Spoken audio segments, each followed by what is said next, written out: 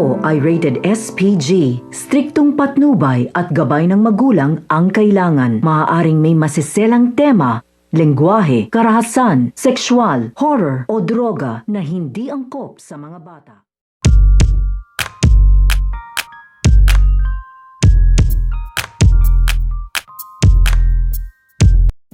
Ang matutuklasan nito nga si Lucas. So habang nag-uusap nga dito, ito nga si Armando at ito nga si Mara, ay maririnig nga dito nito nga ni Lucas ang mga sasabihin nito nga ni Armando dito nga kay Mara. Dahil natagpuan na nga dito nito nga ni Lucas na ito nga si Mara ay tinatago nga lang ito nito nga daw ni Armando dito nga daw sa isang kwarto at wala nga daw itong malay at duguan nga ito. At muntik-muntik na nga ditong sugudin nito nga ni Lucas ito nga si Armando. Pero hindi nga niya ito nagawa dahil meron nga ditong sinasabi ito nga si Armando at humihingi nga ito ng patawad dito nga kay Mara. Kaya nga ito nga si Lucas ay kakagulat nga na dito ang kanyang madidinig dahil babanggitin nga dito nito nga ni Armando na hindi nga doon na dito totoong anak ito nga daw si Mara at ang totoong magulang nga daw nito ay nga daw si Aurora at ito nga daw si Presidente Oscar at ginagamit nga lang daw nila dito ito nga daw si Mara upang si Mara nga daw ang pumaslang dito nga daw kay Don Ignacio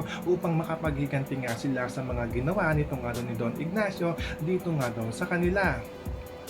So pakakaabangan nga natin dito kung ano nga ba ang gagawin nito nga ni Lucas ngayong alam na nga niya dito ang buong katotohanan tungkol nga sa pagkatao nito nga ni Mara.